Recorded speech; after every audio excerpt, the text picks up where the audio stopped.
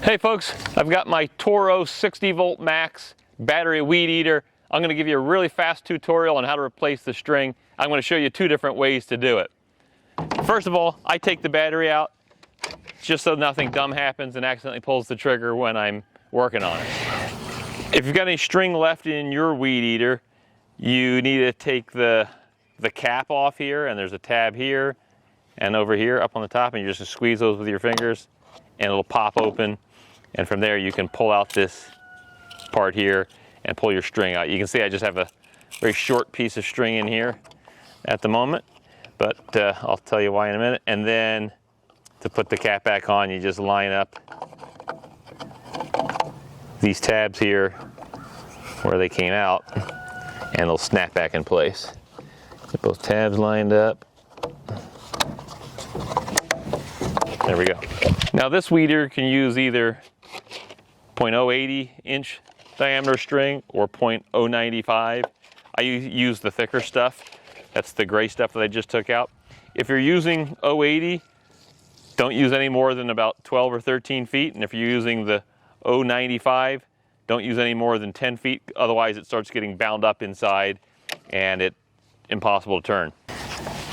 Now to add the string, there's a triangle here on this top knob, and there's a triangle on this bottom knob, and you're going to rotate this clockwise until those two things align. Once they're aligned, it's ready for string to go in the shadow here, but this says line in and with an arrow going this way. So you're going to take your string and you want to make the end of it as straight as you can, because we're going to put it through there and we need to come out the other side. And if this thing is curled, when you put it in there, it's going to want to go wonky. So I'm going to just stick it through the eyelet there, the hole, and look at that, it came right out the other side. If this wasn't straight, it wouldn't have done that.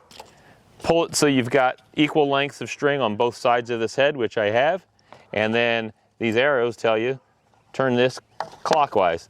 So I'm going to do that clockwise, and it winds the string for me. And if you want to do this the old-fashioned way, where you manually wind the spool, you're going to take this cap off like I showed you earlier. You're going to use this yellow spool on the inside. Now in the middle of this spool, there's this flange, there's this gap in this flange here. I'm going to take the middle of the string that I've got, I'm going to hook it into that flange, and I'm going to wind the string that direction on both top and bottom.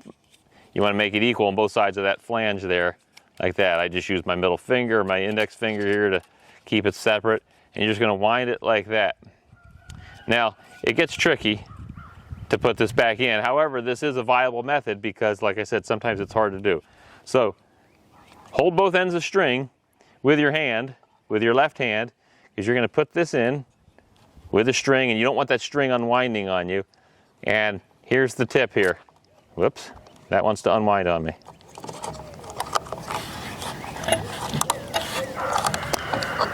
Press down on this piece and you'll be able to get your first string in on that end, and then your string in on this other end, and then while pushing down, come over and grab them with your hand so that they don't unwind any further.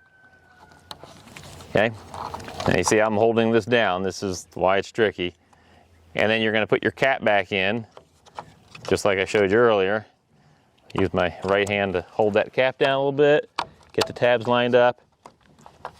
And did that go in? Almost did.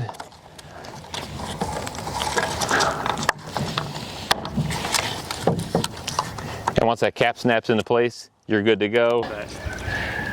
That's all there is to it. Only takes a couple of minutes once you get familiar with it. I appreciate a like and a subscribe. Check out my channel for all kinds of other interesting content. Thanks for watching.